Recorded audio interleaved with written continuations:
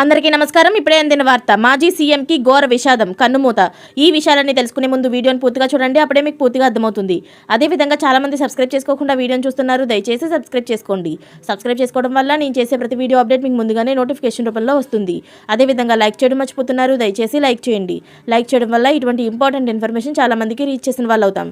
ఇక లేట్ చేయకుండా వీడియోలోకి వెళ్ళిపోదాం. మాజీ ముఖ్యమంత్రి, ఇండియన్ నేషనల్ లోక్దల్ అధినేత ఓం ప్రకాష్ చౌతాలా కన్నుమూశారు.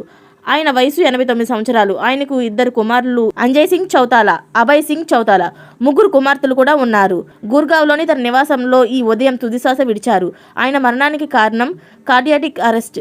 ఆయన మృతి పట్ల హర్యానా ముఖ్యమంత్రి నాయబ్ సింగ్ సైని దిగ్భ్రాంతిని వ్యక్తం చేశారు.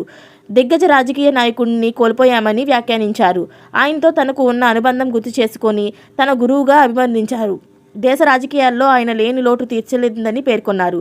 హర్యానా మాజీ ముఖ్యమంత్రి, ఉప ముఖ్యమంత్రి దేవీలాల్ కుమారుడైన ఓం ప్రకాష్ చౌతాలా 4 సార్లు ముఖ్యమంత్రిగా పనిచేశారు. 1989లో తొలిసారిగా సీఎం కుర్చీని అధిష్ఠించారు. తొలి 3 సార్లు కూడా అతి తక్కువ కాలంలోని పదవిని కోల్పోయారు.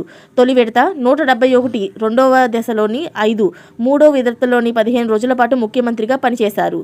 4 విడతలోని మాత్రం పూర్తి కాలం పదవిలో కొనసాగారు. ఓం ప్రకాష్ చౌతాలా పార్థివ దేహాన్ని శనివారం మధ్యాహ్నం తేజ కరేరాలో అంత్యక్రియలను నిర్వహించినట్లు కుటుంబ సభ్యులు వెల్లడించారు.